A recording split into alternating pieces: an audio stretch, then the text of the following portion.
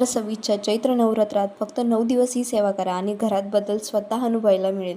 तर मी आज तुम्हाला सांगणार आहे की चैत्र नवरात्रामध्ये देवीची कोणती सेवा करावी. नवरात्र 2026मध्ये 19 मार्च 2026ला गुरुवार आहे त्या दिवशी आणि घटस्थापना पण त्याच दिवशी सकाळी शुभ मुहूर्तावरती आहे. जर तुमच्या घरची कुलदेवी असेल अंबाबाई, भवानी माता, रेणुका माता, तुळजा भवानी माता, महालक्ष्मी, यमाई, सप्तशृंगी माता, तर ही सेवा नक्की करा. नवरात्र म्हणजे देवी शक्ती पृथ्वीवर सर्वात जास्त सक्रिय असण्याचा काळ मानला जातो. या 9 दिवसात केलेली सेवा अनेक पटीने फळ देते. आपल्या घरावर, वंशावर आणि पिढ्यानपिढीवर संरक्षण करणारी शक्ती म्हणजे कुलदेवी. घरातील अडचणी, लग्नात विलंब, आर्थिक समस्या, संतती, अडथळे, घरात अशांती हे अनेकदा कुलदेवीची सेवा बंद झाल्यामुळे होत असे आध्यात्मिक मानले जाते. नवरात्र हा कुलदेवी प्रसन्न करण्याचा सर्वात योग्य फळ आहे. पहिल्या दिवशी सकाळी घर स्वच्छ करून देवघर सजावे.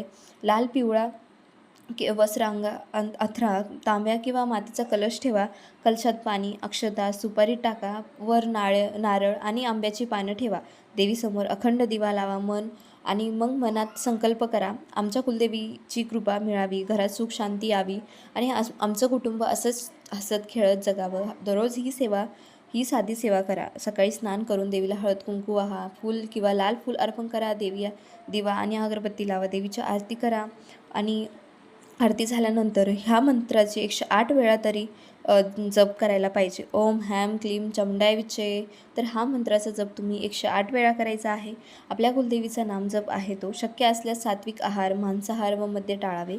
राग, भांडण टाळा. खोटं बोलू नका. घरात सकारात्मक वातावरण ठेवा. रोज देवीसमोर दिवा विझू देऊ नका. उपवास शक्य नसेल तरी चालेल, पण मन शुद्ध असणे सर्वात महत्त्वाचं.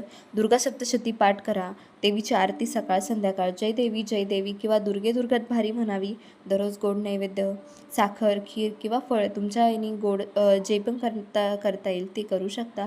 अष्टमी किंवा नवमीला 5 किंवा 9 लहान मुलींना कन्या देवी रूप मानून भोजन द्यावे. ओटी भरावी. फळ, दक्षिणा ह्याला कन्यापूजन म्हणतात. यामुळे देवीची विशेष कृपा मिळते असे मानले जाते. 27 मार्चला देवीची विशेष आरती करा. नैवेद्य दाखवा. कलशातील पाणी तुळस किंवा झाडाला अर्पण करा. नारळ प्रसाद म्हणून वाटा. मग देवीला प्रार्थना करा, आई आमच्या घरावर तुझे रक्षण कायम राहते. घरातील नकारात्मक ऊर्जा कमी होते. कुलदेवी कृपा मिळते. अडथळे दूर होतात. मन शांती मिळते. इच्छा पूर्ण होण्याचे मार्ग खुलतात. भक्तांनो, नवरात्र म्हणजे फक्त उत्सव नाही, तो आई शक्तीशी जोडण्याचा काळ आहे. मनापासून केलेली छोटी सेवा देखील देवी स्वीकारते. जर तुम्ही यावर्षी 2026च्या चैत्र नवरात्रीतील कुलदेवीची सेवा सुरू केली तर या आयुष्यात सकारात्मक बदल नक्की जाणवतील. तुम्हाला हा व्हिडिओ आवडला असेल तर नक्की लाईक करा, शेअर करा आणि तुमचे काही प्रश्न असेल मला कॉमेंट बॉक्समध्ये नक्की विचारा. जय जगदंबा, जय रेणुकामाता, जय अंबा.